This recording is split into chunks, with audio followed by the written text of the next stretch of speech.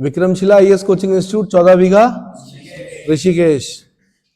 तो भारतीय संविधान और राज्य व्यवस्था के अंतर्गत हम क्या कर रहे थे, director principle of state policy. कल मैंने थोड़ा सा डीपीएसपी के जो आर्टिकल्स हैं उनका हेडिंग्स बताए आपको, आज उसको थोड़ा आगे बढ़ा रहे हैं। एक बार हल्का फुल्का फिर बता दूं कि राज्य के नीति निर्देशक तत्व संविधान के किस भाग में, भाग 4 में है। आर्टिकल कहां से कहां तक, 36 से 51 तक में है, ठीक है। और आयरलैंड के संविधान से लिए गए हैं। कहां से लिए गए हैं, आयरलैंड के संविधान से लिए गए हैं। नीति निर्देशक तत्व हमारे संविधान की एक प्रमुख विशेषता है। भारत शासन अधिनियम 1935 में वर्णित अनुदेश प्रपत्र यानी इंस्ट्रूमेंट ऑफ इंस्ट्रक्शंस को भारतीय संविधान में नीति निर्देशक तत्वों के रूप में स्थान दिया गया है। इस लाइन को खास ध्यान देना, यूपीएससी पॉइंट ऑफ व्यू से इंपॉर्टेंट है। फिर बता दूं कि भारत शासन अधिनियम 1935 गवर्नमेंट ऑफ इंडिया एक्ट 1935 में वर्णित अनुदेश प्रपत्र, अनुदेश जिसको कि क्या बोलते हैं, इंस्ट्रूमेंट ऑफ इंस्ट्रक्शंस बोलते हैं, इंस्ट्रूमेंट ऑफ इंस्ट्रक्शन बोलते हैं। अनुदेश प्रपत्र को भारतीय संविधान में नीति निर्देशक तत्व के रूप में स्थान दिया गया है। समझ में आ गया, ठीक। भारत तथा आयरलैंड को छोड़कर विश्व के अन्य किसी भी देश में संविधान में इस प्रकार के निर्देशक तत्वों का उल्लेख नहीं है। खाली दो ही जगह मिलेंगे आपको, या तो आयरलैंड के संविधान में या भारत के संविधान में, और विश्व के किसी संविधान में डीपीएसपी नहीं मिलते हैं। जब भी मैं डीपीएसपी बोल रहा हूं मतलब director principle of state policy, या उसका मतलब होता है हिंदी में राज्य के नीति निर्देशक तत्व, उसको शॉर्ट में एब्रिविएट फॉर्म बोलता हूं मैं, ठीक है। तो भारतीय संविधान निर्माताओं का लक्ष्य क्या था, भारत में कल्याणकारी राज्य की स्थापना करना था। क्यों रखे गए ये कॉन्स्टिट्यूशन में, संविधान नेताओं ने क्यों रखा है इनको, आंसर कल्याणकारी राज्य की स्थापना करने के लिए, ठीक है। इसलिए उन्होंने नीति निर्देशक तत्वों में उन सभी आदर्शों का समावेश किया जिन्हें कार्य रूप में परिणत किया जा सके और एक कल्याणकारी राज्य की अवधारणा मूर्त रूप ले सके। क्या ले सके, मूर्त रूप ले सके। नीति निर्देशक तत्व हमारे राज्य के सम्मुख कुछ सिद्धांत उपस्थित करते हैं जिनके पालन द्वारा देश के नागरिकों का सामाजिक, आर्थिक और नैतिक उत्थान हो सकता है। इन शब्दों पे ध्यान देना आपने, सामाजिक, आर्थिक और नैतिक उत्थान। क्या, सामाजिक सोशल, आर्थिक मतलब इकोनॉमिक, नैतिक मतलब मॉरल, उत्थान हो सकता है संविधान की प्रस्तावना द्वारा। ये आपको पता है कि प्रेम्बल, प्रस्तावना मतलब प्रेम्बल। संविधान की प्रस्तावना द्वारा भारत के नागरिकों को समानता, स्वतंत्रता और न्याय सुलभ कराने का जो संकल्प व्यक्त किया गया है वह राज्य के नीति निर्देशक तत्वों या वह इन आदर्शों को क्रियान्वित किए जाने पर ही पूर्ण हो सकता है। किनको, राज्य के नीति निर्देशक तत्वों में जो आदर्श दे रखे हैं, भारत की संविधान की प्रस्तावना में जो भारतीय नागरिकों को समानता, स्वतंत्रता और न्याय, समानता, स्वतंत्रता, न्याय, याद आ रहा है कुछ, 3 प्रकार के न्याय, सामाजिक, आर्थिक, राजनीतिक न्याय। स्वतंत्रता, विचार, अभिव्यक्ति, विश्वास, धर्म और उपासना की स्वतंत्रता। समानता किसकी, प्रतिष्ठा और अवसर की समता। ये बात की गई है ना प्रियम्बल में। तो बता रहे हैं कि संविधान की प्रस्तावना द्वारा भारत के नागरिकों को समानता, स्वतंत्रता और न्याय सुलभ कराने का जो संकल्प व्यक्त किया गया है वह इन आदर्शों को क्रियान्वित किए जाने पर ही पूर्ण हो सकता है। जब डीपीएसपी को फॉलो किया जाएगा तभी वो पूर्ण होगा। इतना समझ में आ गया, ठीक है।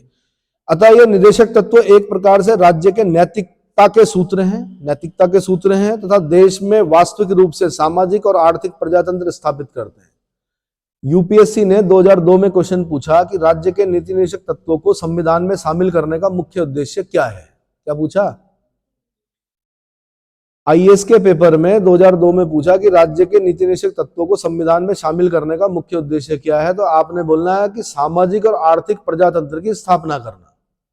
आर्थिक यानी इकोनॉमिक और सामाजिक यानी सोशल, प्रजातंत्र यानी डेमोक्रेसी, ठीक है, कि स्थापना करना या को स्थापित करना, ये था उद्देश्य। इसीलिए राज्य के नीति निर्देशक तत्वों को संविधान में शामिल किया गया था, वैसे कल्याणकारी राज्य की स्थापना करने के लिए, ठीक है, ठीक है। तो विधि निर्माण में इन तत्वों को प्रयोग करना राज्य का परम कर्तव्य है। जब जब राज्य अपनी विधि का निर्माण करेगा, राज्य क्या करेगा, विधि का निर्माण करेगा, तब तब इनको ध्यान में रखेगा और इनको ध्यान में रखकर ही किसी विधि का निर्माण किया जाएगा।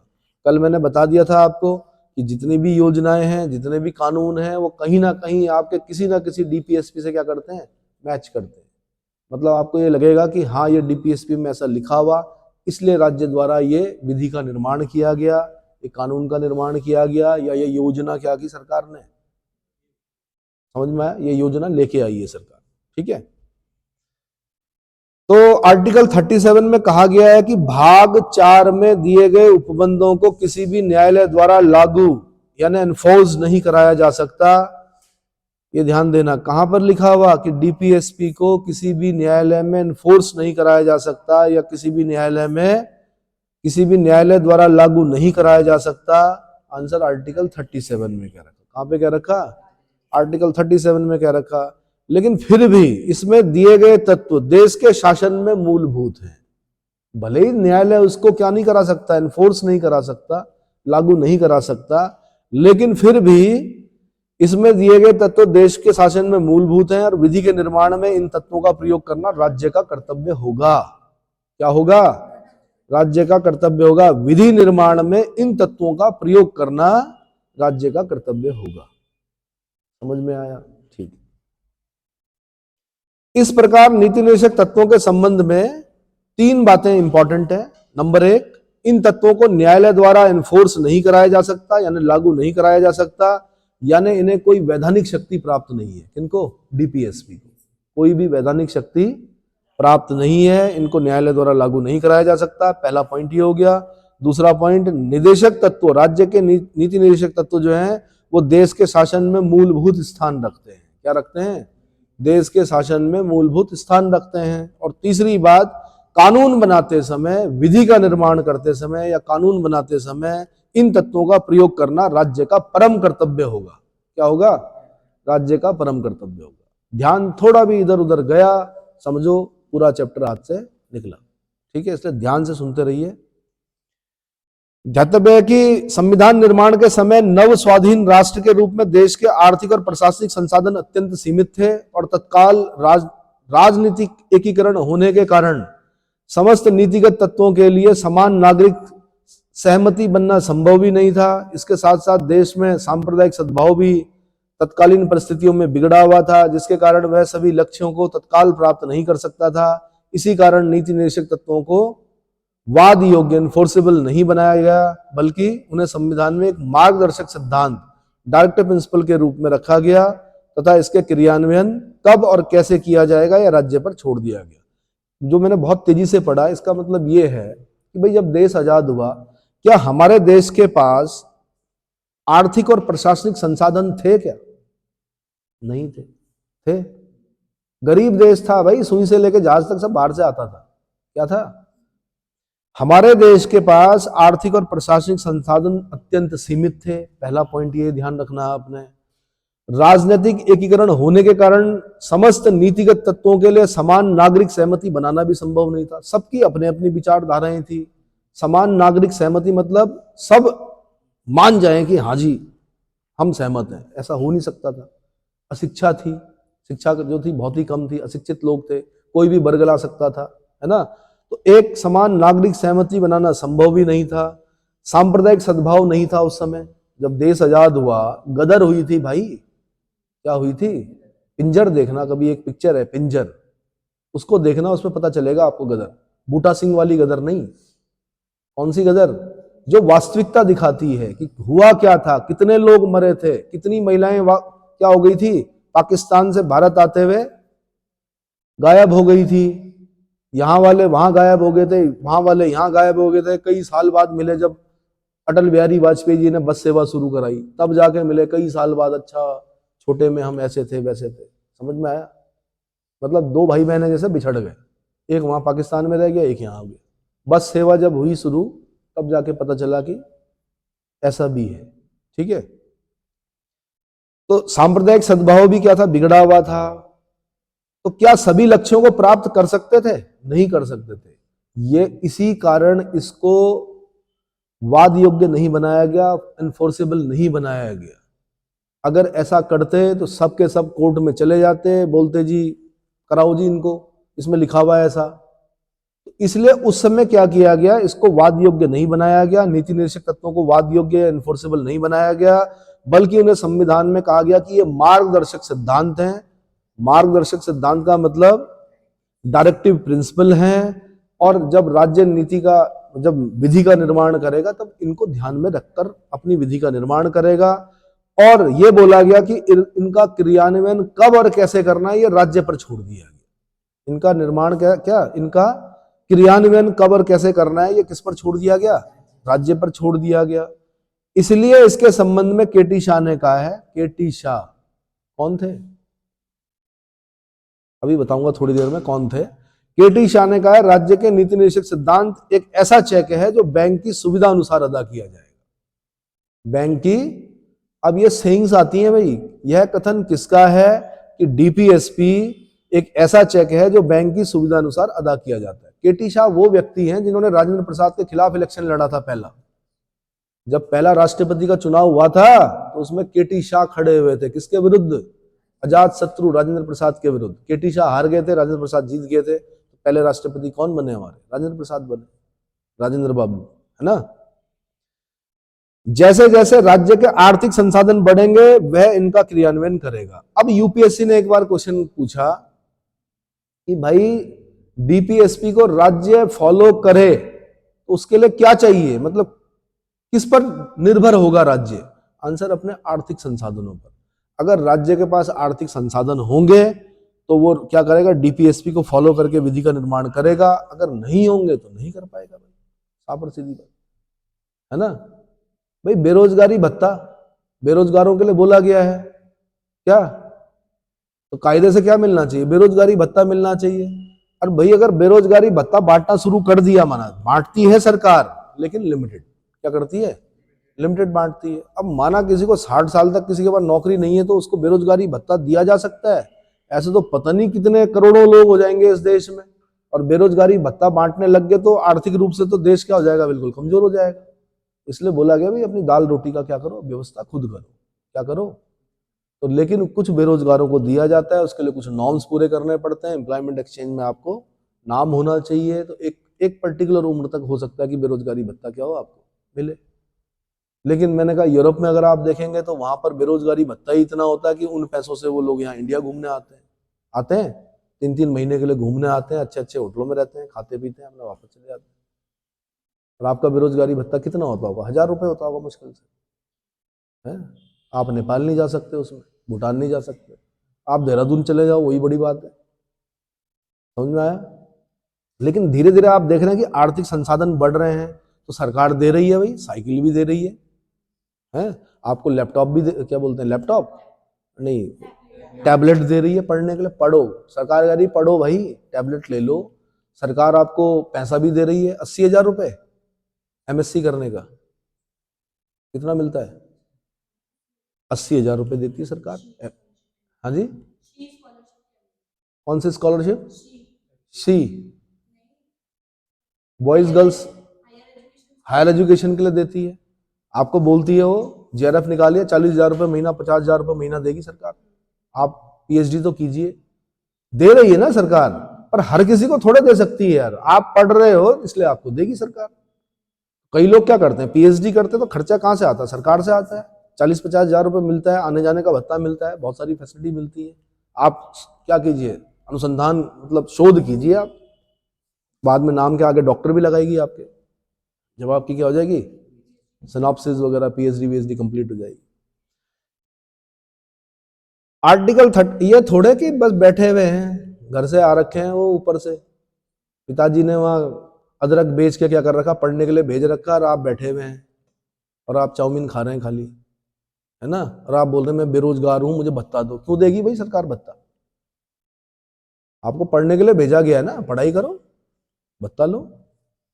आर्टिकल 36 के अनुसार राज्य शब्द का वही अर्थ है जो भाग 3 आर्टिकल 12, इसमें आर्टिकल 12 में, यानी भाग संविधान के भाग 3 में आर्टिकल 12 में हमने राज्य की डेफिनेशन पढ़ी थी। राज्य की डेफिनेशन ये पढ़ी थी, संसद और भारत सरकार नंबर 1, विधानमंडल और राज्य सरकार नंबर 2, नंबर 3 पे स्थानीय प्राधिकारी, और नंबर 4 पे अन्य प्राधिकारी। इन चारों को मिलाकर बोला जाता है राज्य। ये डेफिनेशन कहां पर है? भाग 3 के आर्टिकल 12 में। वही मतलब है यहां पर भी राज्य का। राज्य का मतलब यहाँ पर उत्तराखंड उत्तर प्रदेश से नहीं है, यहाँ पर भी राज्य का मतलब क्या है, संसद और भारत सरकार, विधानमंडल, राज्य सरकार, स्थानीय प्राधिकारी और अन्य प्राधिकारी। समझ में आया? ठीक है। आर्टिकल 12 के अनुसार राज्य से अभिप्राय मैंने बता दिया, केंद्र सरकार, संसद, राज्य सरकार, विधानमंडल, भारत सरकार या राज्य सरकार के अधीन सभी स्थानीय प्राधिकरण और प्राधिकारी और अन्य लोक प्राधिकारियों से। इतना क्लियर हो गया? अब मैं बता रहा हूं आपको नीति निर्देशक तत्वों का वर्गीकरण। क्या बता रहा हूं? नीति निर्देशक तत्वों का वर्गीकरण। ठीक है, तो भाई नीति निर्देशक तत्वों का जब वर्गीकरण पढ़ते हैं हम, तो नीति निर्देशक तत्वों की परिधि अत्यंत विस्तृत है और ये जीवन के विविध पहलुओं से संबंधित हैं, अतः इनका सर्वमान्य वर्गीकरण संभव नहीं है। ऐसा वर्गीकरण तो नहीं कर सकते हम कि सर्वमान्य वर्गीकरण की सभी लोग माने कि हाँ जी यही है, लेकिन अध्ययन की सुविधा के लिए राज्य के नीति निर्देशक तत्वों को विभक्त किया गया है अलग अलग हेडिंग के अंदर। किसके अंदर? हेडिंग के अंदर। जैसे कहीं पर हमने बोल दिया कि भाई ऐसे कौन कौन से डीपीएसपी हैं जो आर्थिक न्याय से संबंधित है। किससे? भाई वहां प्रेम्बल में बोला था ना, सोशल, इकोनॉमिक एंड पॉलिटिकल, तीन तरह के न्याय देने की बात की गई थी। तो सामाजिक और आर्थिक लोकतंत्र की स्थापना कौन कर रहे हैं? डीपीएसपी कर रहे हैं।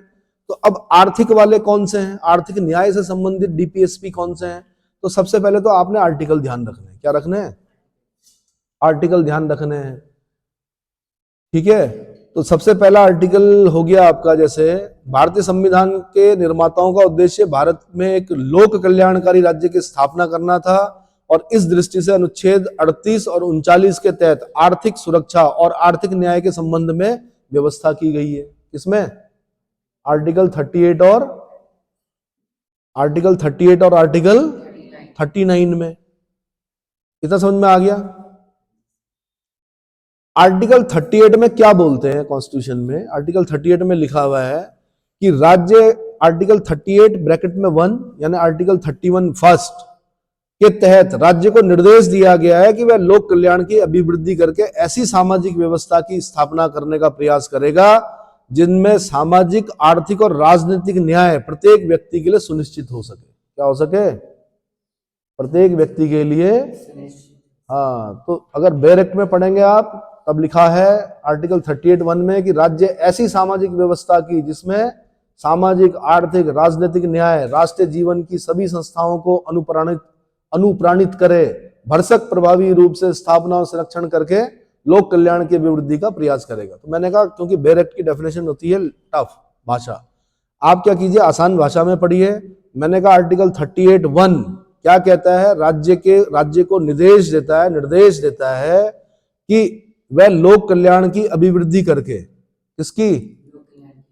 लोक कल्याण की अभिवृद्धि करके ऐसी सामाजिक व्यवस्था की स्थापना करने का प्रयास करेगा जिनमें सामाजिक, आर्थिक और राजनीतिक न्याय, अब आपने खास ध्यान देना, सामाजिक, आर्थिक और राजनीतिक न्याय प्रत्येक व्यक्ति को के लिए सुलभ हो सके या सुनिश्चित हो सके।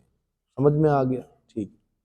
ये ना हो कि कोई योजना बने और फुटपाथ पे बैठे हुए व्यक्ति को ना मिले।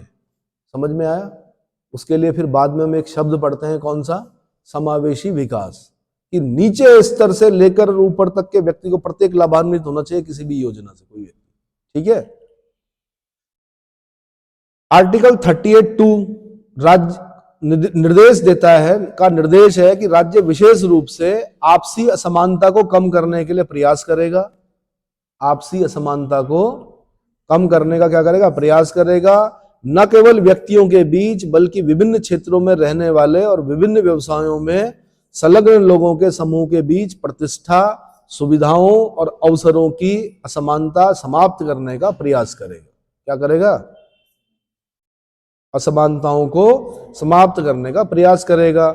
आर्टिकल 38(2) को 44वें संविधान संशोधन अधिनियम द्वारा जोड़ा गया था। आर्टिकल 38(2) को 44वें संविधान संशोधन अधिनियम द्वारा जोड़ा गया था। अब भाई आय की असमानताओं को कम करने का प्रयास करेगा, ये बोला। अब ये थोड़ा कि आप न्यायालय में वाद योग्य इसलिए तो नहीं बनाया, आय की असमानताएं कम हो गई क्या? क्या सबकी सैलरी एक जैसी है? नहीं है भाई। क्या सबके भत्ते एक जैसे हैं? आप अगर बोलोगे कि नहीं जी हमें भी राष्ट्रपति के बराबर वेतन चाहिए, 5 लाख रुपए पर मंथ चाहिए, हमें तो क्या चाहिए? 5 लाख रुपए चाहिए हमें, तो हो जाएगा? नहीं होगा। आय की असमानताओं को कम करने का मतलब ये है कि भाई कुछ लोग बहुत धनाढ्य हैं, कुछ लोग बहुत गरीब हैं। गरीब ऐसे है कि उनके पास खाने के लिए भी नहीं है, तो आय की असमानताएं कैसे दूर होंगी? तो सरकार क्या करेगी? टैक्स लगाएगी। पहले टैक्स से जो पैसा आएगा उससे क्या करेगी? पब्लिक डिस्ट्रीब्यूशन, पीडीएस करेगी। 2 रुपए किलो क्या देगी? गेहूं देगी। 3 रुपए किलो चावल। सरकार प्रयास करे कम से कम खाना तो खा सके भाई, गरीब आदमी क्या खा सके। क्योंकि पहली चीज क्या है? भोजन। क्या चीज है? भोजन। तो भोजन की व्यवस्था करेगी भाई। अगर ऊपर बैठा हुआ आदमी जो कि अरबपति खरबपति वो भी भोजन कर रहा है, तो कम से कम नीचे वाला भी तो भोजन करे। तो 2 रुपए किलो गेहूं, 3 रुपए किलो चावल, फिर आपने बताया दूध भी मिल रहा है, दालें भी मिल रही हैं, अंडे भी मिलेंगे आने वाले समय में, बहुत सारी चीजें मिलेंगी, है ना। ऐसा ना हो ना कि गरीब आदमी खाली देखकर क्या करे, सिर्फ देखे कि भाई दाल देखे और रेट पूछे और उसके बाद शर्मिंदा होकर चला जाए वहां से। तो सरकार देगी उसको सस्ते में। एक व्यक्ति क्या कर रहा होगा? 40,000 का टेबल बुक कराकर खा रहा होगा कहीं होटल हयात में। क्या खा रहा होगा? किसी 5 स्टार होटल में खा रहा होगा। वो भी वही खा रहा होगा, दाल चावल, प्रेजेंटेशन अलग होगा। एक व्यक्ति कम से कम अपने घर में ले जाकर खा रहा होगा, क्या चावल खा रहा होगा, 3 रुपए किलो चावल खा रहा होगा। ठीक है। प्रतिष्ठा, सुविधाओं और अवसर की असमानता समाप्त करने का प्रयास करेगा। कौन? आर्टिकल 38(2) बोल रहा है राज्य विशेष रूप से आपसी असमानता को कम करने का प्रयास करेगा और न केवल व्यक्तियों के बीच बल्कि विभिन्न क्षेत्रों में रहने वाले विभिन्न व्यवसायों में संलग्न लोगों के समूह को बीच प्रतिष्ठा, सुविधाओं और अवसर की असमानताओं को समाप्त करने का प्रयास करेगा।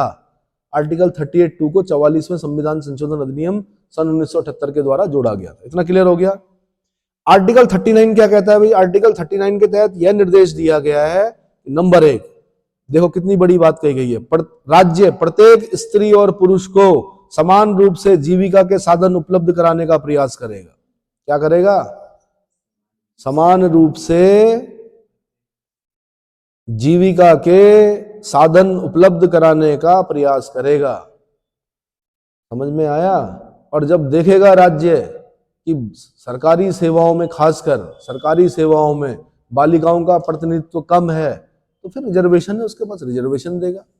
उत्तराखंड में दिया गया बालिकाओं को, पहले 20% रिजर्वेशन दिया गया, फिर 30% रिजर्वेशन दिया गया। क्यों दिया गया? क्योंकि बालिकाओं को प्रतिनिधित्व कम था। किसमें? सरकारी सेवाओं में।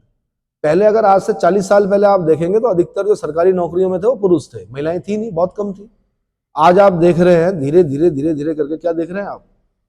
प्रत्येक वर्ग का, यानी बालिकाओं के लिए अलग रिजर्वेशन है, एससी का अलग रिजर्वेशन है, एसटी का अलग रिजर्वेशन है, ओबीसी का अलग रिजर्वेशन है। बाद में किसी ने कहा कि भाई हम गरीब हैं, हमें भी 2 रिजर्वेशन, तो ईडब्ल्यूएस का अलग रिजर्वेशन है। इस प्रकार से क्या किया गया? बांटा गया। क्या किया गया? बांटा गया। तो राज्य प्रत्येक स्त्री और पुरुष को समान रूप से जीविका के साधन उपलब्ध कराने का प्रयत्न करेगा। आर्टिकल 39 का में लिखा गया है। ठीक है। फिर बोला गया राज्य देश के भौतिक संसाधनों के स्वामित्व और नियंत्रण की ऐसी व्यवस्था करेगा कि अधिक से अधिक सार्वजनिक हित हो सके। क्या हो सके? देश के भौतिक संसाधनों के स्वामित्व और नियंत्रण की ऐसी व्यवस्था करेगा कि अधिक से अधिक सार्वजनिक हित हो सके। आर्टिकल 39 ख में लिखा हुआ है। पहले पंक्तियों को याद कर लीजिए, क्योंकि मुख्य परीक्षा में आपको लिखने पे नंबर मिलने हैं। आप डेप्थ में जाएंगे तो एक्सप्लेन कर देता हूं मैं। ऐसा ना हो कि देश के संसाधनों पर 5% लोगों का क्या हो? अधिकार हो, और बाकी 95% लोगों का, मतलब देश के, जैसे फ्रांस में हुआ था, क्या हुआ था? देश के 90% संसाधनों पर 10% या 5% लोगों का क्या था? क्या था? अधिकार था। और देश के 90% लोगों का जो पास जो संसाधन थे वो 10% थे। तो जब ऐसी स्थिति उत्पन्न होती है तो तब फ्रांस की क्रांति होती है। क्या होती है? तो क्रांति ना हो जाए भाई। असमानता से क्या क्या होता है? वैमनस्यता पैदा होती है। क्या होती है? हर एक गरीब अमीर से नफरत करता है, हालांकि हर एक गरीब अमीर बनना चाहता है। नहीं चाहता। हर एक गरीब चाहता है मैं भी अमीर बनूं, बट लेकिन एक नफरत रहती है, ये हो रहती है कि यार हम इतना काम कर रहे हैं, हम दिन भर काम कर रहे हैं, कुछ नहीं, 2 रोटी नहीं कमा पा रहे रात को, है ना। और एक तरफ दूसरा व्यक्ति है, वो कुछ नहीं कर रहा है, लग रहा है ऐसा कुछ नहीं कर रहा, करता है वो भी, ठीक है। उसकी जो आय है वो हजार गुना बढ़ रही है हर साल। और एक आदमी का इंक्रीमेंट लग रहा है 5 साल तक नौकरी करने के बाद तब इंक्रीमेंट मिल रहा कितना, 500 रुपए का, कितने का। तो राज्य देश के भौतिक संसाधनों के स्वामित्व, इन भाषाओं को पकड़ो, यही मुख्य परीक्षा में काम आएगी आपके। इसमें प्री में तो आएगी ही, साथ में मुख्य परीक्षा में यही लिखना है आपने कि राज्य देश के भौतिक संसाधनों के स्वामित्व और नियंत्रण की ऐसी व्यवस्था करेगा कि अधिक से अधिक सार्वजनिक हित हो सके। सार्वजनिक, ये 39 ख में लिखा हुआ। फिर 39 गौ में क्या लिखा हुआ, 39 सी, मतलब गौ मतलब सी। राज्य इस बात पर का भी ध्यान रखेगा कि संपत्ति और उत्पादन के साधनों का इस प्रकार केंद्रीकरण ना हो कि सार्वजनिक हित को किसी प्रकार की हानि पहुंचे, कि सार्वजनिक हित को किसी प्रकार की हानि पहुंचे। संपत्ति और उत्पादन के साधनों का इस प्रकार केंद्रीकरण, केंद्रीकरण बोलते हैं सेंट्रलाइज्ड होना। केंद्रीकरण मतलब सेंट्रलाइज्ड होना। भाई राजशाही में क्या होता था, सब सेंट्रलाइज्ड होता था, सब राजा के पास होता था। क्या अब राजा के पास है? नहीं। क्या अब जमींदारों के पास है? नहीं। क्या उनके अपने कुएं हैं? नहीं। होंगे अपने घर के अंदर होंगे, मतलब ऐसा नहीं होगा ना कि पूरा चीज, पूरा ये क्षेत्र जो है, पूरा प्रदेश एक राजा का है, अब ऐसा नहीं है। ठीक है, तो मैंने कहा संपत्ति और उत्पादन के साधनों का इस प्रकार केंद्रीकरण ना हो कि सार्वजनिक हित का किसी प्रकार से हानि पहुंचे। 39 ग क्लियर हो गया। अगला है, राज्य प्रत्येक नागरिक को, चाहे वह स्त्री हो या पुरुष, समान कार्य के लिए समान वेतन का प्रावधान करेगा। सबसे इंपॉर्टेंट आर्टिकल 39 घ, स्पेशल बोल रहा हूं, यहां से प्रश्न कई बार देखे हैं मैंने। समान कार्य के लिए समान वेतन किस आर्टिकल में लिखा हुआ है? आंसर आर्टिकल 39 डी, 39 घ, 39 क ख ग घ भी सीख लीजिए भाई, बराखड़ी है ना। 39 घ, संसद द्वारा आर्टिकल 39 घ के अनुसरण में समान पारिश्रमिक अधिनियम 1976 पारित किया गया है। जो भी सेवाएं होंगी उसमें ऐसा नहीं होगा कि पुरुष का अलग और महिला का अलग वेतन होगा, एक जैसा वेतन होगा। क्या होगा? अब ये अलग बात है कि मजदूरी में क्या करते हैं कि लेंटर डालने वाले की दिहाड़ी ज्यादा होती है, ईंट छीलने वाली महिला की दिहाड़ी कम होती है तो वो भी कानून गलत। कानून क्या है, काम तो कर रहे हैं ना, टाइम तो उतना ही दे रहे हैं। ईंट छिलेगी तभी तो चीनी जाएगी।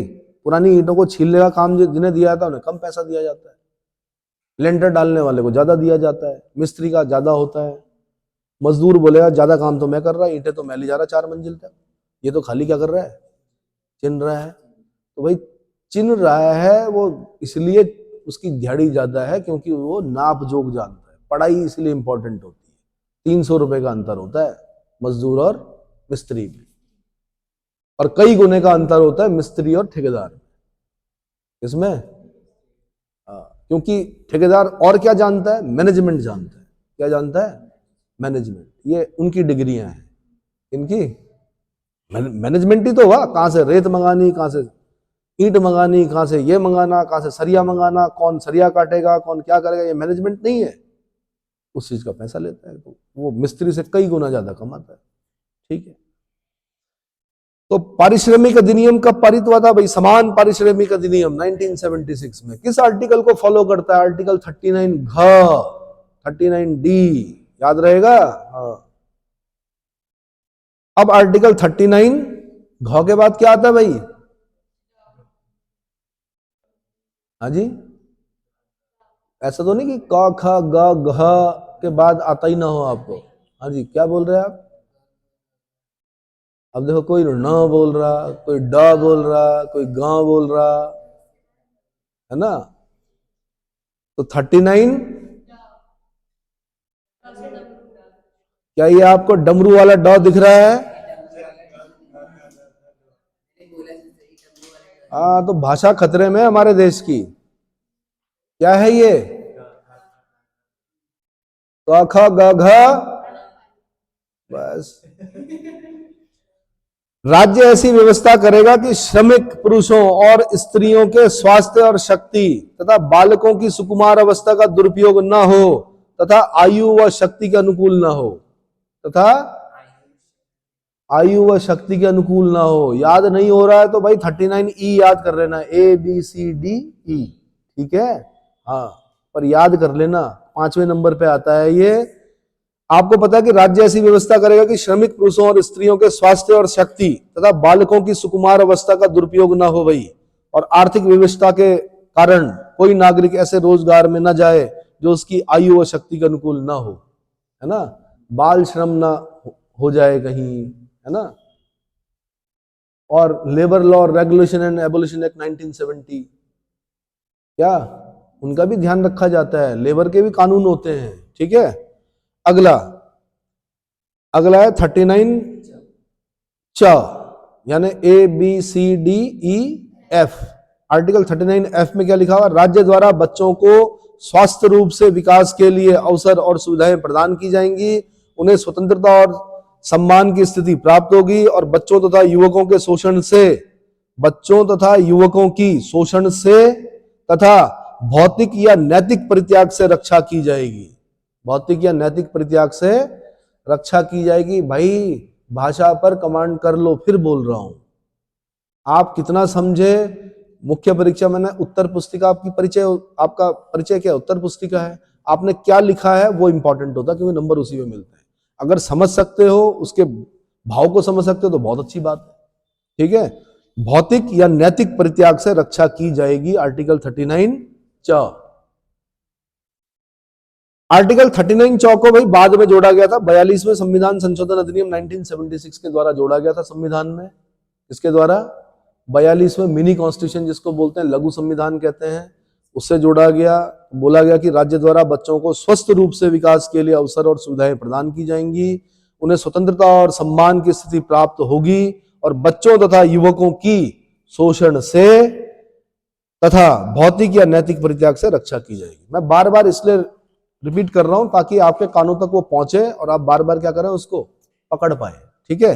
अगला आर्टिकल 38 तथा 39 में विधि शास्त्र के वितरण न्याय यानी डिस्ट्रीब्यूटिव जस्टिस का सिद्धांत निहित है। क्वेश्चन पूछेगा कि वितरण न्याय कहां पर दिखता है, हमें वितरण न्याय बोलते हैं, डिस्ट्रीब्यूटिव जस्टिस, तो आर्टिकल 38 और आर्टिकल 39 में दिखता है। वितरण न्याय से तात्पर्य नागरिकों के बीच आर्थिक असमानता को समाप्त करना, आर्थिक असमानता को समाप्त करना। सर्वोच्च न्यायालय ने रणधीर सिंह बनाम भारत संघ 1982 के मामले में धारित किया कि यद्यपि समान कार्य के लिए समान वेतन का सिद्धांत संविधान के अधीन मूल अधिकार नहीं है, बल्कि यह एक नीति निर्देशक तत्व है, परंतु निश्चय ही यह एक संवैधानिक लक्ष्य है। क्या है? संवैधानिक लक्ष्य है। अतः इसके उल्लंघन पर न्यायालय अनुच्छेद 32 के अधीन रिट जारी कर सकता है। अब सोच रहे हो आप कितना डीप क्वेश्चन है। यूपीएससी क्वेश्चन पूछती है ऐसी जगह पे कि direct principle of state policy में ऐसा कौन सा लाइन है जिसके विरुद्ध न्यायालय रिट जारी कर सकता है। आर्टिकल 32 यानी सुप्रीम कोर्ट, समान कार्य के लिए समान वेतन, समान कार्य के लिए समान वेतन अगर कहीं पर नहीं दिया जा रहा है, कोई व्यक्ति आर्टिकल 32 का प्रयोग करके सीधे सुप्रीम कोर्ट में जा सकता है और यहां पर उसको वही अधिकार मिलते हैं जो कि मूल अधिकारों के हनन के मामले में मिलते हैं। इसमें डीपीएसपी में ऐसा बड़ा अधिकार नहीं मिलता, लेकिन इस पर मिलता है। किस पर? समान कार्य के लिए समान वेतन अगर नहीं दिया जा रहा है आपको, तो आप आर्टिकल 32 का प्रयोग करके सुप्रीम कोर्ट जा सकते हो, अनुतोष प्राप्त कर सकते हो। इतना क्लियर हो गया? तो ये सुप्रीम कोर्ट ने कहा कि इसके उल्लंघन पर न्यायालय अनुच्छेद 32 के दिन रिट जारी कर सकता है। ऐसी क्या हुआ, तमिलनाडु राज्य बनाम अबू कवर बाई 1984 के मामले में यह अभिनिर्धारित किया गया कि राज्य में यातायात के राष्ट्रीयकरण करने के लिए बनाया गया कानून संवैधानिक है, क्योंकि वह अनुच्छेद 39 ख यानी 39 ख और 39 ग में वर्णित नीति निर्देशक तत्वों के अनुपालन में बनाया गया है। किसके अनुपालन में बनाया गया है? तो तमिलनाडु राज्य बनाम अबू कवर बाई 1984 का मामला, इसमें यह अभिनिर्धारित किया सुप्रीम कोर्ट ने कि राज्य में यातायात का राष्ट्रीयकरण करने के लिए बनाया गया कानून, नेशनलाइज करना, यातायात को नेशनलाइज करने के लिए बनाया गया कानून संवैधानिक है, कॉन्स्टिट्यूशनल है, क्योंकि यह आर्टिकल 39 ख और आर्टिकल 39 ग में वर्णित नीति निर्देशक तत्वों के अनुपालन में बनाया गया। क्लियर हो गया? थोड़ा टफ है भाषा, लेकिन जब आप बार बार पढ़ेंगे तो अपने आप उसके भाव को समझेंगे। और मेन चीज होती है फिर बाद में मैंने कहा लिखना। क्या होता है? लिखना। प्री तो खैर आपको पता है, सर्किल करना है आपने खाली। अब उसके बाद आता है नीति निर्देशक तत्वों के वर्गीकरण में सामाजिक सुरक्षा संबंधी निर्देशक तत्व। क्या? सामाजिक सुरक्षा संबंधी निर्देशक तत्व। ठीक है, टाइम कितना हो गया? ठीक है, तो सामाजिक सुरक्षा संबंधी निर्देशक तत्व पढ़ेंगे भाई हम। सोशलिस्ट सामाजिक सुरक्षा जिससे प्राप्त होती है, उसके बाद हमने पढ़ना है कौन सा? समाज कल्याण संबंधी निर्देशक तत्व। कौन से पढ़ने हैं? समाज कल्याण संबंधी निर्देशक तत्व। ऐसे ही कभी कभी एक क्वेश्चन पूछता हो कि गांधीयन डीपीएसपी कौन से हैं। पहले मैं इसे बताने से पहले मैं गांधीयन डीपीएसपी के बारे में बता दूं। यूपीएससी ने एक बार क्वेश्चन पूछा कौन कौन से डीपीएसपी, डीपीएसपी मतलब directive principle state policy, Gandhian है, यानी गांधी जी की प्रेरणा से प्रेरित है। तो नंबर 1 है 40वां, कल बता दिया था मैंने, ग्राम पंचायतों का संगठन, जिसमें बोला गया आर्टिकल 40 में राज्य ग्राम पंचायतों का संगठन करने का प्रयास करेगा।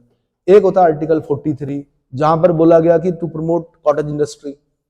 जब कॉटेज इंडस्ट्री को प्रमोट करने की बात की जाती है तो वो गांधी की सोच है। किसकी सोच है? गांधी जी की सोच है। तो आर्टिकल 43 में जो कॉटेज इंडस्ट्री को प्रमोट करने की बात लिखी गई है वो गांधीयन डीपीएसपी है। ऐसे ही आर्टिकल 46 में to promote educational and economic interest of SC STs, यानी शेड्यूल कास्ट और शेड्यूल ट्राइब के जो एजुकेशनल यानी शैक्षणिक और आर्थिक इंटरेस्ट, यानी to promote educational and economic interest of SC STs, article 46 है ना। डिटेल में अगर मैं बताऊं तो 46 में क्या? अनुसूचित जातियों, अनुसूचित जनजातियों और अन्य दुर्बल वर्गों के शिक्षा और अर्थ संबंधी हितों की अभिवृद्धि, ये भी गांधीयन डीपीएसपी है। क्या है? गांधीयन डीपीएसपी है। ऐसे आर्टिकल 47 क्या भाई, ताड़ी की दुकानों में धरना दिलवाते थे गांधी जी। क्या दिलाते थे? जो जो उनके कार्यक्रम होते थे उसमें उस जमाने में ताड़ी चलती थी, शराब, तो उस पर धरना दिलवाते थे गांधी जी। बोलते थे शराब की दुकानों में क्या करो, महिलाओं को खासकर बोलते थे धरना दो। ठीक है, तो 47 जो है वो भी भाई क्या है? जहां पर आप बोलते हो कि to prohibit the consumption of intoxicating drinks and drugs, जहां पर इंटॉक्सिकेटिंग ड्रिंक्स और ड्रग्स को क्या करेंगे? प्रोहिबिट करेंगे, वो भी क्या? गांधीयन डीपीएसपी है ना। 47 में मादक पेयों और स्वास्थ्य के लिए हानिकारक क्या पदार्थों के उपयोग को प्रतिषिद्ध किया जाता है। आर्टिकल 47 में बोला था कि राज्य प्रयास करेगा, राज्य करता भी है। मैंने बताया था बिहार ने शराब बंद कर दी, गुजरात में पहले से बंद है, महाराष्ट्र ने गुटखा बैन किया, खुले में धूम्रपान करना मना है अब सार्वजनिक स्थानों पर। सुप्रीम कोर्ट की जजमेंट है पूरी कि खुले में आप क्या नहीं कर सकते, धूम्रपान नहीं कर सकते। तो ये सब चीजें जो आई है कहीं ना कहीं गांधीयन डीपीएसपी के कारण आई है। ठीक है, एक और गांधीयन डीपीएसपी होता है आर्टिकल 48, यानी to prohibit slaughters of cows and other क्या मिल्चिंग एनिमल्स, मतलब दुधारू जो पशु हैं और खासकर विशेषकर गाय को स्लॉटर नहीं करना है, मतलब वध नहीं करना है। दुधारू पशुओं का जो वाहक पशु है उनकी नस्लों का वध नहीं करना है। समझ में आ गया? अब रूस में जाओगे तो वहां तो घोड़ा भी खाते हैं लोग, यहाँ खाते हैं क्या? नहीं खाते। वाहक पशु है, जोटा है, पर यहाँ जोटे को काटा जाता है। जोटा मतलब बागी, बागी मतलब मेल भैंस। एक तो होगी भैंस, हो गई फीमेल। तो मनुष्य क्या है कि बड़ा चालाक है, जो तो दूध दे रही है वो तो ठीक है, चलो भाई दूध दे रही है, लेकिन जो दूध नहीं दे रहा है या तो उसको गाड़ी पर क्या करता है, लगाता है। तो देखा होगा आपने गांव में जोटा, या फिर उसको क्या किया जाता है, काटा जाता है। समझ में आया? 43B भी है। 43B क्या बोलता है भाई? सहकारी समितियों की अभिवृद्धि। भाई राज्य सहकारी समितियों के ऐच्छिक गठन, स्वायत्त कार्य संपादन, लोकतांत्रिक नियंत्रण और वृत्तिक प्रबंधन में क्या करेगा? अभिवृद्धि करने का प्रयास करेगा। तो ये इतने आर्टिकल आपने क्या करना है, एक आपने बोलना आर्टिकल 40, एक आपने बोलना आर्टिकल 43, एक आपने बोलना आर्टिकल 43B, एक आपने बोलना आर्टिकल 46, एक बोलना 47, एक बोलना 48। आसान है याद करना। 40, 43, 43B, 46, 47, 48 गांधीयन डीपीएसपी है। हेडिंग आपको पहले ही दिन ये मैंने बता दिया था, याद करनी पड़ेगी। क्या करनी पड़ेगी? ठीक है, अब मैं आ रहा हूं सामाजिक सुरक्षा संबंधी निर्देशक तत्व। जो सामाजिक सुरक्षा प्रदान करते हैं आपको, वो कौन कौन से निर्देशक तत्व हैं? ठीक है, तो भाई सबसे पहले राज्य अपने आर्थिक साधनों के अनुसार बार बार बोल रहा आर्थिक साधनों के अनुसार, अगर राज्य के पास आर्थिक साधन होंगे तो डीपीएसपी को फॉलो करेगा, नहीं होंगे तो नहीं करेगा, कोर्ट जा नहीं सकते। आर्थिक साधनों के अनुसार और विकास की सीमाओं के भीतर, और विकास की सीमाओं के भीतर यह प्रयास करेगा कि सभी नागरिक अपनी योग्यता के अनुसार रोजगार व शिक्षा पा सके। सभी नागरिक अपनी योग्यता के अनुसार रोजगार व शिक्षा पा सकें एवं बेकारी, बुढ़ापा, बीमारी और असमर्थता आदि दशाओं में सार्वजनिक सहायता प्राप्त कर सकें। आर्टिकल 41 कहता है, ये कौन कहता है? तो क्या आपको पता है कि असमर्थ जो व्यक्ति है या बीमार जो व्यक्ति है उसको सरकार की तरफ से क्या मिलता है, ये पता है? नहीं पता, नहीं पता। बीमार आदमी है, गरीब है, एम्स में जाता है, फ्री इलाज नहीं मिलता है, खाना नहीं मिलता है, दूध नहीं मिलता है, अंडे नहीं मिलते, क्या सब मिलता है? साथ वाले को भी मिलता है, मेरे ख्याल से मिलता है ना। और अगर वो आगे अपने क्या बोलते हैं मेंबर ऑफ पार्लियामेंट से या अपने एमएलए से, एमएलसी से, एमएलए मतलब मेंबर ऑफ लेजिस्लेटिव असेंबली से, अपने एमएलसी से अगर अपनी गरीबी का क्या करे, गुहार करे, तो हो सकता है कि सांसद निधि से या विधायक निधि से भी उसका इलाज कराया जा सकता है, अगर वो किसी बड़ी खतरनाक बीमारी से क्या है, ग्रस्त है, ये पता है। और अगर वो लेबर है और वो क्या है, उसकी वहां पर क्या है, मतलब कोई मजदूर है और लेबर उसमें क्या है, वो रजिस्टर्ड है, तो अगर माना उसको कोई ऐसी बीमारी होती है जिसका इलाज सिर्फ और सिर्फ अमेरिका में है, तो भारत सरकार उसका इलाज कराएगी, ये पता है? नहीं पता। मजदूरों को भी नहीं पता होता, तो क्या कराना पड़ता है कि मजदूरों का जो जहां पर उनका क्या होता है, लेबर इंस्पेक्टर बैठता है, उसको बोलकर अपना नाम क्या कराना पड़ता है, वहां दर्ज कराना पड़ता है कि भाई मैं मजदूर हूं, मैं इतनी मजदूरी कमाता हूं, कि भविष्य में अगर मेरे साथ कुछ हो जाए, कोई बीमारी हो जाए, तो मेरा इलाज। तो क्या होता है कि भारत सरकार यानी जो लेबर मंत्रालय है आपका, श्रम मंत्रालय, वो अगर माना उसके इलाज में 50 लाख रुपए भी लग रहे होंगे, तो लेबर मंत्रालय का काम है उसको दिलाना, लेबर विभाग का काम है उसको क्या कराना, इलाज कराना। पर उसके लिए मैंने कहा कागजी कार्रवाई होती है, मजदूर अशिक्षित होता है, उसको पता नहीं होता। समझ में आ गया? ठीक है। तो सभी नागरिक अपनी योग्यता के अनुसार, ये बता दिया मैंने, अपनी योग्यता के अनुसार रोजगार व शिक्षा पा सकें। बेकारी, बेकारी यानी बेकारी कौन? अनएम्प्लॉयमेंट, बेरोजगार, बेकारी। तो बेरोजगारी भत्ता भी देती है भाई सरकार। बुढ़ापा, वृद्धावस्था पेंशन देती है सरकार। बीमारी में इलाज फ्री करती है, सरकारी हॉस्पिटल में जाना पड़ता है ना। माना सरकारी हॉस्पिटल में वो भर्ती है और वहां पर उसका इलाज नहीं है, तो सरकार अपने आप किसी प्राइवेट हॉस्पिटल में अगर उसका इलाज हो रहा है तो वहां भेजेगी, ठीक है। बीमारी, असमर्थता आदि दशाओं में सार्वजनिक सहायता प्राप्त कर सके, ये आर्टिकल 41 बोलता है। महात्मा गांधी जो मनरेगा, महात्मा गांधी राष्ट्रीय ग्रामीण रोजगार योजना, गारंटी योजना जो है, वो काम पाने का अधिकार है आर्टिकल 43 के अनुसार। इसके अनुसार आर्टिकल 40,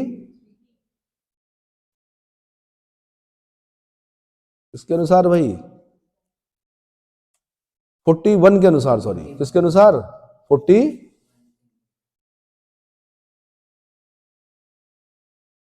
नहीं 43 के अनुसार होगा। कर्मकारों के लिए निर्वाह मजदूरी आदि, कर्मकारों के लिए निर्वाह मजदूरी आदि। देखो कुछ दशाओं में काम पाने का जो अधिकार है राज्य की तरफ से, वो तो होना चाहिए 41 के हिसाब से, और 43 कर्मकारों के लिए निर्वाह मजदूरी आदि, तो निर्वाह मजदूरी तो दी जाती है मनरेगा में। महात्मा गांधी राष्ट्रीय ग्रामीण रोजगार योजना मनरेगा, काम पाने का अधिकार आर्टिकल 43 के अंतर्गत है। किसके अंतर्गत है? 43 के अंतर्गत है। किसके अंतर्गत है? निर्वाह मजदूरी दी जाती है ना, मिनिमम वेजेस मतलब जो है रखा हुआ है उसमें मनरेगा में। 15 अगस्त 1995 से प्रारंभ राष्ट्रीय सामाजिक सहायता कार्यक्रम संविधान में प्रदत्त राज्य के नीति निर्देशक तत्वों, विशेषकर आर्टिकल 41 के तहत बेरोजगारी, वृद्धावस्था आदि की स्थिति में लोक सहायता संबंधी निर्देश की प्राप्ति की दिशा में एक महत्वपूर्ण कदम है। प्रारंभ में इस कार्यक्रम के अंतर्गत शामिल थे राष्ट्रीय वृद्धावस्था पेंशन, NOAPS, ये पता है? अरे भाई 15 अगस्त 1995 को क्या हुआ? एक राष्ट्रीय सामाजिक सहायता कार्यक्रम, राष्ट्रीय सामाजिक सहायता कार्यक्रम शुरू किया गया। किस आर्टिकल के तहत? आर्टिकल 41 के तहत। आर्टिकल 41 को ध्यान में रखते हुए सरकार ने 15 अगस्त 1995 को राष्ट्रीय सामाजिक सहायता कार्यक्रम शुरू कराया। उसमें क्या क्या रखा गया, प्रारंभ में इस कार्यक्रम के अंतर्गत क्या क्या शामिल थे? राष्ट्रीय वृद्धावस्था पेंशन योजना, NOAPS बोलते हैं इसको। दूसरा था राष्ट्रीय परिवार लाभ योजना, इसको बोलते हैं NFBS। क्या बोलते हैं? इनकी फुल फॉर्म निकाल लेना इंग्लिश में, NFBS। अगला है राष्ट्रीय मातृत्व लाभ योजना, NMBS। NM भाई नेशनल, M मतलब मैटरनिटी, B मतलब बेनिफिट, S मतलब स्कीम। आप भी कर सकते हो उसको ट्रांसलेट। NMBS मतलब राष्ट्रीय मातृत्व लाभ योजना। अब क्या हुआ कि 1 अप्रैल 2001 से NMBS को जनसंख्या स्थिरीकरण कार्यक्रम का एक भाग बना दिया गया। क्या कर दिया गया? 2001 से NMBS को जनसंख्या स्थिरीकरण कार्यक्रम का एक भाग बना दिया गया है। राज्य ऐसा प्रयत्न करेगा कि व्यक्ति, अगला आर्टिकल है भाई, अब राज्य ऐसा प्रयत्न करेगा कि व्यक्तियों को अपनी अनुकूल और मानवोचित अवस्थाओं में ही कार्य करना पड़े तथा स्त्रियों को प्रसूति सहायता के लिए उपबंध करेगा। आर्टिकल 42 से बहुत इंपॉर्टेंट है 42। क्या है?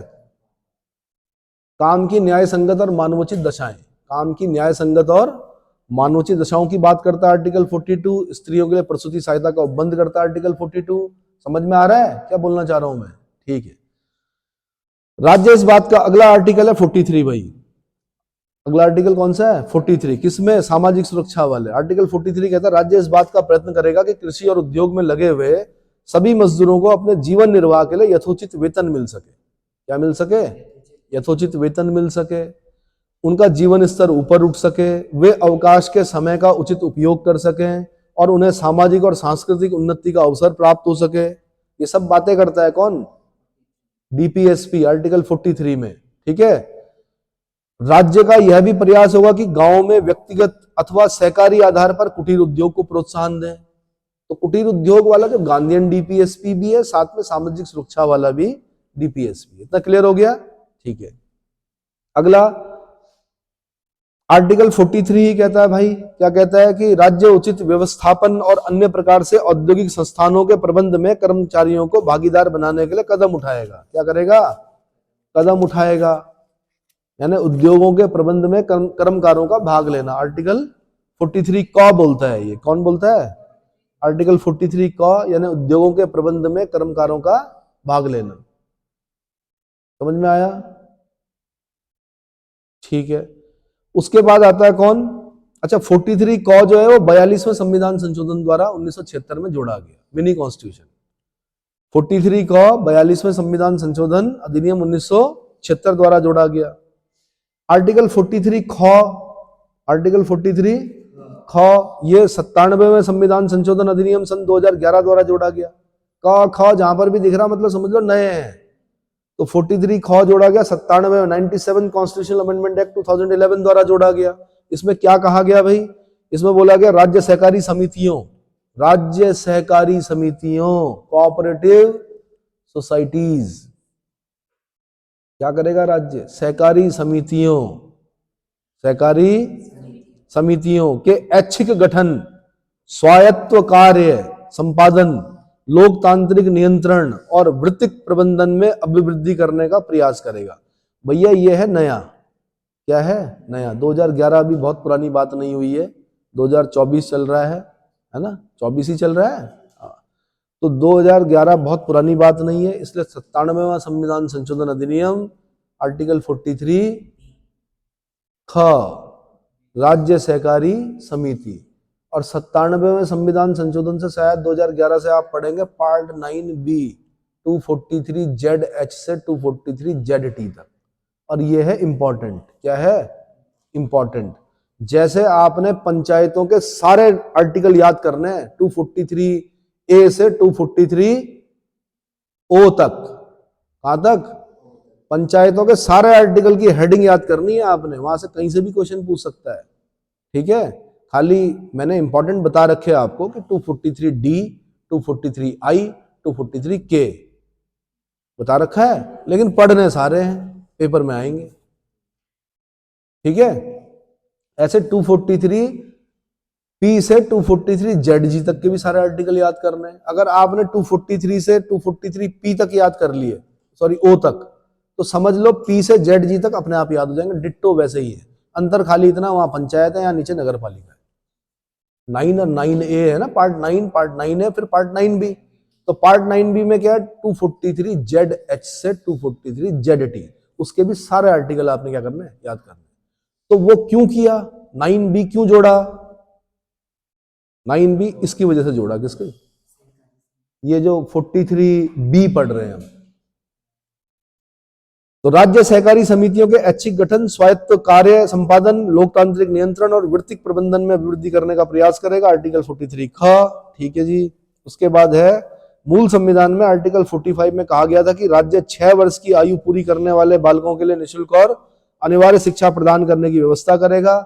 तो भी क्या किया है फिर 86वें संविधान संशोधन अधिनियम 2002 के द्वारा, 86 कॉन्स्टिट्यूशनल अमेंडमेंट एक्ट 2002 के द्वारा इस डीपीएसपी को शिक्षा के अधिकार के अंतर्गत मूल अधिकार की स्थिति प्रदान कर दी गई तथा इसके स्थान पर नया अनुच्छेद 21 का प्रतिस्थापित किया गया। बताइए आपको, शिक्षा का अधिकार, मूल अधिकार 21 का प्रतिस्थापित किया गया, जिसमें बोला गया कि 6 से 14 वर्ष तक की आयु वाले सभी बालकों के लिए निःशुल्क और अनिवार्य शिक्षा के लिए प्रयास करेगा राज्य। इतना समझ में आ गया। तो कहां पर हुआ भाई, ये आर्टिकल 45 में 6 वर्ष से कम आयु के बालकों के लिए, है ना। हाँ जी, ठीक है। उसके बाद है भाई आर्टिकल 46, आर्टिकल 46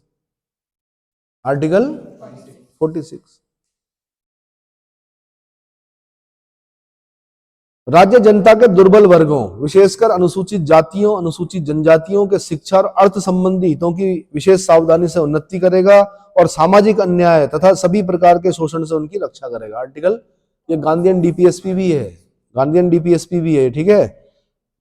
अगला, राज्य लोगों के जीवन स्तर और स्वास्थ्य को सुधारने के लिए क्या करेगा, आर्टिकल 47 पढ़ रहा हूं मैं। आर्टिकल 47 में राज्य लोगों के जीवन स्तर और स्वास्थ्य को सुधारने के लिए प्रयत्न करेगा और इस उद्देश्य की पूर्ति के लिए औषधीय परिजनों से भिन्न स्वास्थ्य के लिए हानिकारक मादक पदार्थों, मादक द्रव्यों, पदार्थों के सेवन को प्रतिबंधित करने का प्रयास करेगा। भाई जीवन स्तर को ऊंचा उठा तो रहा है राज्य, उज्ज्वला योजना है, गैस सिलेंडर दे दिए, उससे कई चीजें सही हो रही हैं, पर्यावरण सही हो रहा है, मतलब कई आर्टिकल पर फिट होगा वो। जहां पर पर्यावरण की बात की गई है, पर्यावरण सही हो रहा है, गैस, कुकिंग गैस यूज करने से। स्वास्थ्य सही हो रहा है, जहां पे स्वास्थ्य की बात की गई तो महिलाओं, बच्चों का क्या हो रहा है। अगर एक महिला छोटे बच्चे को लेकर चूल्हा जला रही है तो किसको प्रॉब्लम होनी है, बच्चे को और किसको, महिला को। समझ में आ रहा है। उसको गैस मिल गई तो उसका स्वास्थ्य भी ठीक है, जीवन स्तर सभी का, पूरे परिवार का क्या हो रहा है, उठ रहा है। शौचालयों का निर्माण, समझ में आ रहा है। तो आर्टिकल 47 स्वास्थ्य के लिए हानिकारक मादक द्रव्यों के अन्य पदार्थों के सेवन को प्रतिबंधित करने का प्रयास करेगा। गुटखा बैन कर दिया राज्य ने, ये अलग बात है कि फिर अलग अलग पुड़िया में लेके मिला के फिर खाते हैं लोग।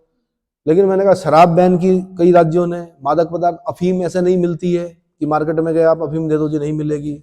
जितने भी मादक पदार्थ हैं वो क्या होते हैं, चोरी छुपे तस्करी से क्या करते हैं लोग, प्रयोग करते हैं, खुलेआम नहीं बिकती है। शराब एक ऐसी चीज है, उसे सरकार बनाती है खुद और क्या करती है, खुद ही बेचती है और ये भी बोलती है कि तुम नहीं बनाओगे, तुम बना के बेचोगे नहीं, अपनी घर में बना के पी लो भले ही, पर बना के बेच नहीं सकते आप। भाई जैसे जनजातियां वो खुद बनाती हैं, पीती हैं अपना, बढ़िया, सरकार को कोई दिक्कत नहीं है। पर जहां आपने बेचना शुरू किया तो सरकार को दिक्कत है। सरकार ये भी कहती है कि मेरे राज्य में दूसरे राज्य की सरकार नहीं, दूसरे राज्य की शराब नहीं आएगी। ये पता है आबकारी निरीक्षक का काम क्या है, क्या दूसरे राज्य की शराब आपके राज्य में बिना पैसा दिए, मतलब बिना टैक्स दिए नहीं आएगी चोरी छिपे, और अगर आएगी तो वो पकड़ी जाएगी। अरे भाई अगर आपके उत्तराखंड में हरियाणा से कोई बिना पैसा, बिना टैक्स दिए आपके यहां शराब बांट रहा है तो वो इलीगल है। ओहो, आप समझे नहीं। आप ट्रक लेके आए हरियाणा से उत्तराखंड में और आप बेच रहे हो वहां जानकी सेतु के पास, तो इलीगल नहीं है। आपको या तो ऐसा थोड़े कि विदेशों से भी आती है, लेकिन वो विदेशी जो शराब होगी वो टैक्स देगी राज्य को, तब एंटर करेगी अंदर, तब वो यहां पर बिकेगी। ये थोड़ा कि दूसरा राज्य बना रहा है यहां बेच रहा है, बिना टैक्स दिए बेच रहा है। क्योंकि सरकार की आय का एक बड़ा साधन है क्या, शराब। जैसे उत्तराखंड है, तो उत्तराखंड की आय का एक बड़ा सोर्स जो है वो कहां से आता है? शराब। समझ में आया? सरकार अफीम भी उगाती है, ऐसा नहीं कि नहीं उगाती है, किसानों को देती है, बीज गिनकर देती है। जब चीरा लगता है, जब काला गोंद निकलता, काला सोना अफीम, तो सरकार जाती है, डिपार्टमेंट उसको कलेक्ट करता है, सील लगता है उस पर, और जितनी भी दवाई कंपनियां उनको क्या करती है? सरकार देती है। तो इसीलिए मैंने बोला औषधीय परियोजनों से भिन्न, औषधीय परियोजनों के लिए भांग भी उगाई जाएगी, औषधीय परियोजनों के लिए अफीम भी उगाई जाएगी, औषधीय परियोजनों के लिए क्या अन्य चीजें भी उगाई जाएंगी, जो कि नशा भी है और साथ में क्या है? दवा भी है। तो दवाई कंपनी को तो भाई चाहिए होगी ना बनाने के लिए, ठीक है। ऐसे ही आर्टिकल 39 के तहत, ए के तहत, भाई 39 ए पे अगर हम जा रहे हैं, 39 ए के तहत क्या बोला गया? राज्य के निर्देशित किया गया है कि वह इस बात का प्रयत्न करेगा कि कानूनी तंत्र का संचालन इस प्रकार हो कि सभी को समान रूप से न्याय उपलब्ध हो। क्या हो? सभी, मैंने कहा था बड़ा इंपॉर्टेंट 39 ए, एक समान न्याय और निःशुल्क विधिक सहायता। क्या कहा गया था? एक समान न्याय और निःशुल्क विधिक सहायता, 39 ए। बल्कि इसको बाद में जोड़ा गया था, है ना, 42 में संविधान संशोधन अधिनियम 1976 द्वारा जोड़ा गया था, लघु संविधान द्वारा। इसमें बोला गया था कि राज्य इस बात का प्रयत्न करेगा कि कानूनी तंत्र का संचालन इस प्रकार से हो कि सभी को समान रूप से न्याय उपलब्ध हो सके, तथा आर्थिक रूप से कमजोर या किसी अन्य प्रकार से निर्योग्य व्यक्तियों के लिए निःशुल्क विधिक सहायता की व्यवस्था सुनिश्चित हो, जिससे कि वो न्याय प्राप्त करने से वंचित न रह जाए। गरीब आदमी है, केस लड़ने के पैसे नहीं, क्या करेगा? गुहार करेगा, सरकारी वकील मिलेगा उसको, क्या मिलेगा? सरकार देगी वकील। ऐसे थोड़े कि न्याय से क्या हो जाएगा? छूट जाएगा। आर्टिकल 39 ए। इसके बाद हमने पढ़ना है समाज कल्याण संबंधी डीपीएसपी। क्या पढ़ना है? समाज कल्याण संबंधी डीपीएसपी। तो मुझे लगता है कि काफी लंबा हो गया वीडियो। कितने घंटे हो गए? 1 घंटा तो काफी है, इसको मैं कल बताऊंगा।